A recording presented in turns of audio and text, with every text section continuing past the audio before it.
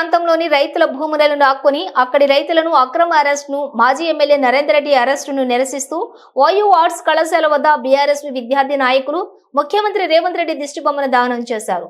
ఈ సందర్భంగా విద్యార్థి నాయకులు మాట్లాడుతూ ప్రభుత్వం ఉంది కదా అని చెప్పి రైతులను కష్టపెట్టడం చాలా బాధాకరమని, దీనికి కాంగ్రెస్ ప్రభుత్వం తగిన మూల్యం చెల్లించాల్సి వస్తుందని హెచ్చరించారు.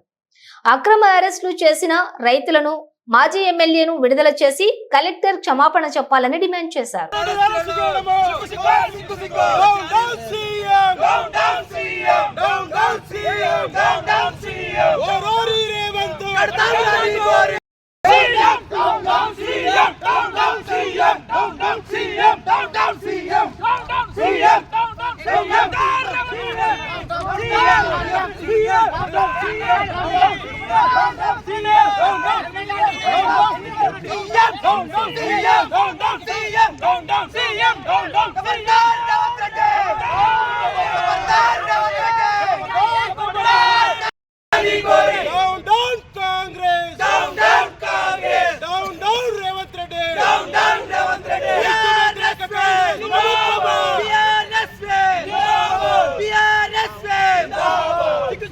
మాజీ ఎమ్మెల్యే అరెస్ట్ చేయడం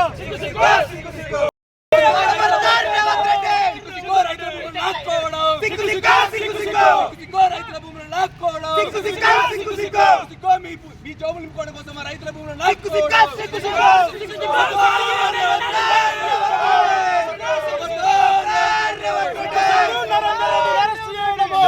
16 మంది రైతులను అదేవిధంగా మాజీ ఎమ్మెల్యేను ఈరోజు ఈ రాష్ట్రంలో అరెస్టు చేయడం సందర్భంగా ఈరోజు టీఆర్ఎస్ విద్యార్థి విభాగం ఆధ్వర్యంలో ఈరోజు ఆర్చికాలక సీఎం రేవంత్ రెడ్డి యొక్క దిష్టి పొందాలి. ఎందుకంటే ఈ రాష్ట్రంలో ప్రజాస్వామ్య పాలన జరుగుతుందా, రాక్షస పాలన జరుగుతుందా? రాష్ట్రం ఏర్పడినప్పటి నుంచి ఇప్పటి వరకు రైతులు బాధపడుతూనే ఉన్నారు. అదేవిధంగా ఈరోజు ఈ గత ప్రభుత్వంలో సీఎం కేసీఆర్ గారు 12,000 ఎకరాల భూమిని, అంటే ఫార్మా కంపెనీకి సంబంధించి 16,000 ఎకరాల భూమిని తీసిపెట్టిండు.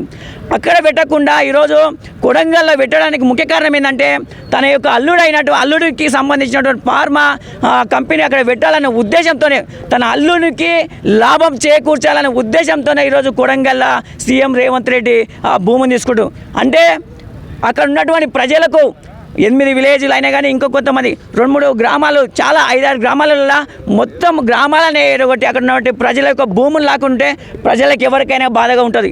ఈరోజు అక్కడ కాంగ్రెస్ పార్టీ వ్యక్తులు ఉన్నారు, బీజేపీ పార్టీ వ్యక్తులు ఉన్నారు, అదేవిధంగా టీఆర్ఎస్ పార్టీ వ్యక్తులు ఉన్నారు. మొన్న నిరసన కార్యక్రమంలో మా యొక్క భూములను లాక్కుంటున్నారు, మేము అసలు ఇయ్యము ఫార్మా కంపెనీకు, ఇది స్వార్థపూరితంగా రేవంత్ రెడ్డి చేస్తుంది కాబట్టి వెంటనే మా భూములు మాకు ఇవ్వాలి, ఇక్కడ ఫార్మా కంపెనీ వ్యతిరేకిస్తున్నామంటని వాళ్ళు ప్రొటెస్ట్ చేసిండు. ఆ ప్రొటెస్ట్ చేసినామంగా అక్కడ అన్ని పార్టీ నాయకులను కావాల్సుకున్న టీఆర్ఎస్ పార్టీ నాయకులను మాత్రమే ఈరోజు వేలు ఎత్తి చూపెట్టి పట్నం నరేందర్ రెడ్డి అనే ఆయన అనుచరులైనా కానీ అక్కడ రైతులైనా కానీ ఈరోజు అరెస్ట్ చేస్తున్నారు. వెంటనే 16 మంది రైతులను ఈరోజు అర్ధరాత్రి బేడీలు వేసి జైలు పంపించినటువంటి చరిత్ర, నీచ చరిత్ర, రైతులను జైలు పంపిన నీచ చరిత్ర రేవంత్ రెడ్డి. వెంటనే 16 మంది రైతులను విడుదల చేయాలి. అదేవిధంగా పట్నం నరేందర్ రెడ్డిని కూడా అరెస్ట్ చేసారు, అతనికి కూడా వెంటనే విడుదల చేయాలి. మేము ఈ ఫార్మా కంపెనీకి వ్యతిరేకంగా పోరాడతాం, ఫార్మా కంపెనీ పోయే వరకు మీ వెంట పెడతాం. ఖబర్దార్ రేవంత్ రెడ్డి.